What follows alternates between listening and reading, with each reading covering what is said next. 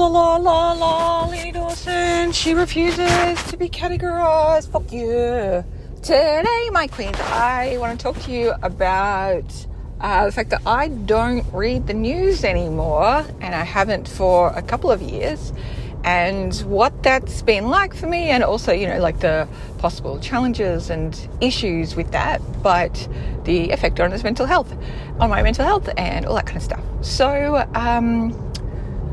2021, I started doing 21-day challenges, and of just trying out different habits for 21 days. And most notably, I started off with 21 days without social media, and then that progressed to 2 years without social media. And then one of those challenges was to do kind of like a digital cleanse, and basically to stop reading the internet. And part of it was to stop reading news websites and that kind of stuff. And I've realised now that I actually haven't taken it back up. What I've noticed is, one, I still know about everything that's going on in the world.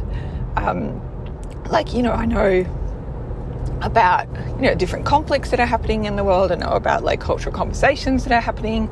But I feel like a step removed back from it, and I don't enter into a phase that I used to do all the time, which was just to get into outrage mode and just to continue feeding more and more information. And it's almost like using world news as, when sometimes, I don't know if you guys like this, but I've watched reality TV shows, and you get really embroiled in some kind of drama that's going on, and you get so indignant and outrageous, and you just think oh, they're the worst people that have ever existed, and oh, how dare they, and it's this real fury, and then you read every think piece about it, all that kind of stuff. And what I noticed is having that particular addictive obsession about things, and just finding every single piece of content and just consuming endless hours of content around a topic, just made me more angry. And but then I'd kind of almost get off on that anger, and it didn't make me a better person, and it didn't make me change my actions in any way. I just felt more superior somehow to other people for knowing every single thing about every single microscopic piece of that news cycle. And there's also an anxiety element, because of course you get more anxious. Of course you feel like the world is going to end. Of course, you feel more divided and divisive about other people who maybe feel differently to you, or who haven't kind of studied as much into it as you. I thought I was doing the right thing, but when it came to who I was on the outside and the inside, I don't think it was improving me. And that's not to say that I become set in my ways. I still read books about really important topics, but they're more thoughtful, and they are less angry and less outraged, and it just gives a much more thoughtful perspective on things. So, for example, during the pandemic, in the early days, of course, there's so much discourse around vaccinations and anti-vax and all that kind of stuff. And, I've been very forthright about the fact that I choose to get vaccinated. And, I read a lot about shit on the internet, basically, until it was, even my husband was you're driving yourself absolutely crazy. This is not good for you. And so I ended up just like, okay, right, I just need to fucking take a chill pill and be okay within myself and just make choices for me and be at peace with that. And I ended up reading a book about it, and I wish I could remember the book's name. It was written by an Australian journalist, and it was about the rise of conspiracy theories and vaccination and stuff like that. If you're interested in knowing what the book is, just email in and I will go back through my read book list and find it for you. I think it was one of the best books I read. It was definitely in my best books list, and that would have been 2021 maybe, or 2022 maybe. Anyway, it was fucking great, but it gave me such a more thoughtful understanding of the reasons why, one, people who do get vaccinated then feel really freaked out about when other people don't, and then also the reasons why people wouldn't vaccinate as well, and how important it was to maintain relationships and good connection and be empathetic when you have friends and family who are making different health choices to you.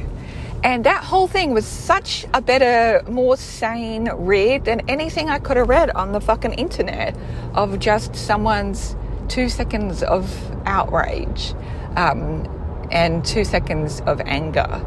So for me now, instead of getting outraged by stuff, it's okay, one, I'm going to keep my energy more stable. I'm not going to tax my adrenals. I'm not going to get addicted to the outrage of situations.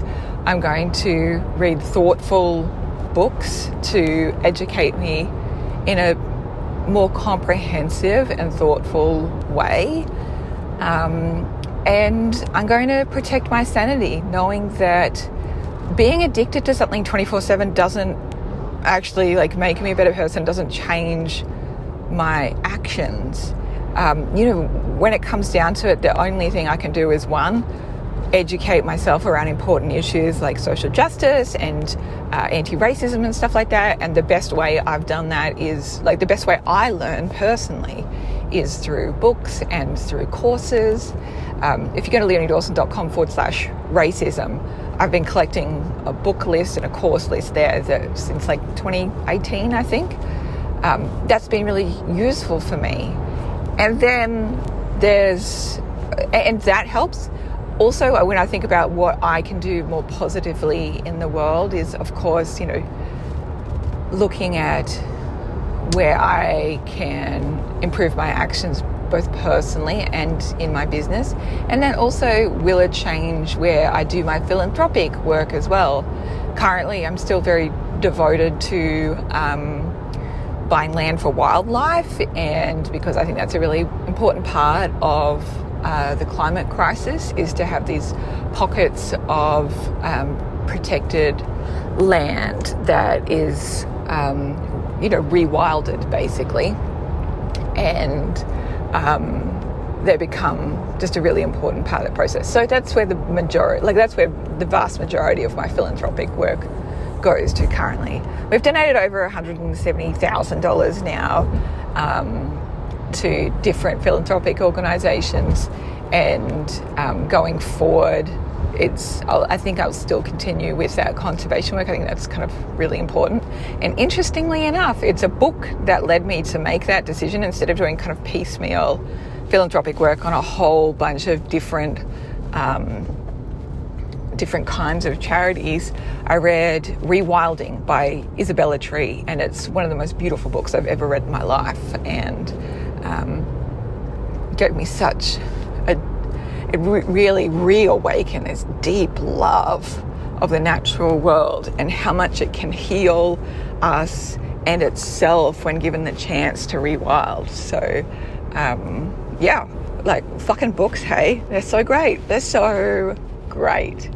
I think this year I'm kind of going to set myself a little bit of a challenge to read at least one non-fiction book a week.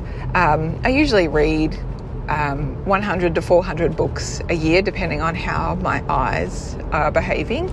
I've got a bunch of different little eye issues that can hinder that. But, I read a lot of novels and romance, and that fucking thrills me, and it's such good brain candy.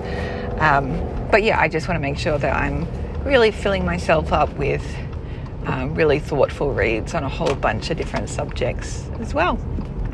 So yeah, I was thinking about this because my husband was like, oh, do you know what's happening in the Red Sea at the moment? And I was like, oh, no, tell me more. And so he told me, what he knew of it. And then I did a little bit more reading on it. And yeah, it was fascinating, really fascinating. I mean, there's so much that, I'm never going to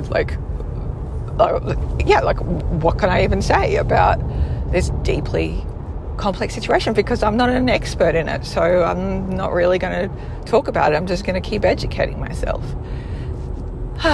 So that's where I'm at with that. And I think last year as well, I'm really grateful for the way it softened me and deepened me into looking at the ways that I was becoming even more obstinate in my beliefs, and being more open-hearted with and understanding, and how can I hold two things at once, and also how can I take a good look at myself when I am getting into that outrage space and letting that fire burn through my adrenal system, knowing that it's fucking up my anxiety levels and my mental health and all that kind of stuff. So I'm all for being informed, but I also don't believe that I have to be on the internet 24/7 just reading just shit tons of outrage and screaming. It feels like screaming when I go on there. So I don't. And I think having 2 years off social media really helped with that, because I can really see the difference in my energy and feelings and mindset when I do consume a lot of social media, social media content. And yeah, what a difference that can make to who I am in the world, because who I am is to continue to deepen in myself and also understand others more. Anyway, that's my thoughts currently and feelings on all those things. I hope that makes sense. And it's not to say that I don't see that there's things that need to be changed in the world. I just want to make sure that I question how I receive that information, and make sure that it's thoughtful, and it's also that I'm doing good in the world. Because for me to be outraged 24/7 and in this freak out of anxiety and anger all the time, that's not healthy, and it's not helping anyone. So how can I keep my nervous system regulated while still being informed and being a good citizen in the world? That's my thoughts. All right, my queens, I'm off to go get some osteopaths. I'm so grateful because it's so important.